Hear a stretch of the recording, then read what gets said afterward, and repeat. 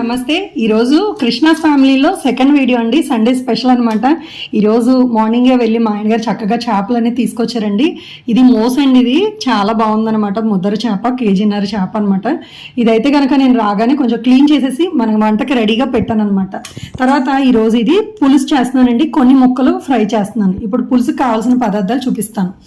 నేను నిమ్మకాయ సైజ్ అంత చింతపండుని తీసి నానబెట్టేసుకున్నానండి. ఇది తర్వాత ఇందులోకి 2 మీడియం సైజు టమాటాలు, 3 ఉల్లిపాయలు, కారంగల పచ్చిమిర్చి ఒక 10 వేసుకుంటున్నాను. పులుసులోకి పచ్చిమిర్చి చాలా బాగుంటుందండి. తర్వాత కర్రీకి ఆయిల్, కావలసిన పదార్థాలు చూపిస్తున్నానండి. ఉప్పు, కారం, ధనియాలు జీలకర్ర పొడి, అల్లం వెల్లుల్లిపాయ పేస్ట్, పసుపు, కొంచెం మెంతి పొడి. తర్వాత పులుసులోకి మెయిన్ కావాల్సిన మంచి స్మెల్ కోసం కొత్తిమీర అనమాట, నాటు కొత్తిమీర. ఇప్పుడు తయారు చేసుకునే విధానం చూసేద్దాం వచ్చేయండి. అయితే కనుక మనం ముందు తీసుకున్న ఉల్లిపాయలు అలాగే టమాటాలని కూడా మిక్సీ చేసుకోవాలండి. కచ్చా పచ్చగా మిక్సీ చేసుకోవాలి. ఫ్రెండ్స్, ఇలా ముద్ద చేసి తీసుకొచ్చేసానండి. ఇప్పుడు కూర వండేసుకుందాం. ఫ్రెండ్స్, ఈరోజు అయితే పులుసు ఇలా కొంచెం లోతున్న గిన్నెలో చేస్తున్నాను అనమాట నేను. ఇప్పుడు గిన్నె వేడెక్కుతుంది. ఫ్రెండ్స్, బాండీ అయితే మార్చానండి. అంటే కొంచెం పులుసుకి లోతుగా ఉంటే బాగుంటుందని ఇప్పుడు తగినంత ఆయిల్ వేసుకుంటున్నాను. చేపల పులుసులోకి కొంచెం ఆయిల్ ఉంటే బాగుంటుంది అనమాట. ఇప్పుడు ముందుగా మనం నూరుకున్న ఉల్లిపాయ టమాటా ముద్ద వేసేస్తున్నాను.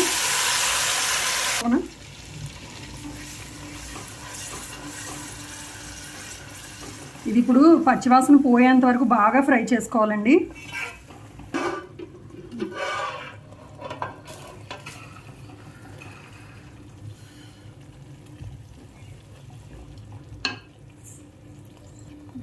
ఫ్రెండ్స్, ఇప్పుడు ఇందులోకి కొంచెం నూనె అంతా పైకి తేలింది కదండి. పసుపు, మెంతి పొడి వేస్తున్నాను. మెంతి పొడి వేయడం వల్ల రుచి అనేది చాలా బాగుంటుంది అనమాట. ఇప్పుడు ఇందులోకి 2 రెమ్మల కరివేపాకు కూడా వేస్తున్నాను. స్మెల్ చాలా బాగుంటుంది. ఇప్పుడు ఇందులోకి అల్లం వెల్లిపాయ పేస్ట్ వేసుకుంటున్నానండి. పెద్ద స్పూన్తో 1, చిన్న స్పూన్తో 2 స్పూన్లు అనమాట. వాసన పోయేంత వరకు బాగా వేపుకోవాలి. ఇప్పుడు ఇది వేగింది కదండి. ధనియాలు జీలకర్ర పొడి వేసుకుంటున్నాను. ఈ నూనెలోనే వేగితే మంచి స్మెల్ బాగుంటుంది అనమాట. రుచి కూడా చాలా బాగుంటుంది. ఇప్పుడు వేగిన తర్వాత కారానికి తగ్గట్టుగా వేసుకోవాలండి. అదే మన రుచికి తగ్గట్టుగా కారం వేసుకోవాలన్నమాట. తగినంత ఉప్పు వేసుకుందాం. ఇప్పుడు మసాలా అంతా కూడా బాగా వేగిందండి. మనం ముందు తీసుకున్న చింతపండుని బాగా గుజ్జు తీసుకొని ఇందులో వేసుకుంటున్నాను అనమాట. పులుసు మీకు పులుసు ఎంత కావాలో అంతా తీసుకోండి. ఎక్కువ వాటర్గా కూడా వేసుకోకూడదండి, ఎందుకంటే చేప చాలా తొందరగా ఉడికిపోద్ది కదా. నీళ్ళు ఎక్కువ వేసుకున్నా పులుసు మళ్ళీ పాడైపోతుంది అనమాట. నేను తగినంత తీసుకున్నాను. ఇప్పుడు ఇందులోకి మనం ముందుగా కట్ చేసుకున్న పచ్చిమిరపకాయలని వేస్తున్నాను. ఇప్పుడు వేసుకోవాలండి, పులుసులో బాగుంటుంది అనమాట.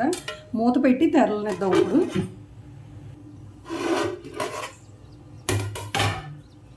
పులుసు తెరలింది కదండి. ఇప్పుడు మనం ముందు శుభ్రం చేసుకున్న చేపలన్నీ కూడా ఒక్కొక్కటిగా ఇందులో సెట్ చేసేసుకోవాలన్నమాట.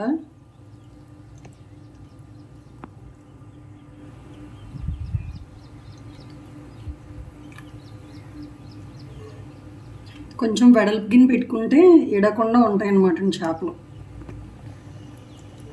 ఇవి మనం మొత్తం అంతా ఇలా సెట్ చేసుకున్నాం కదా.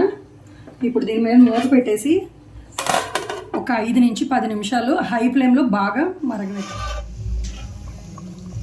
మనకి పులుసు అయితే చక్కగా రెడీ అయిపోయిందండి.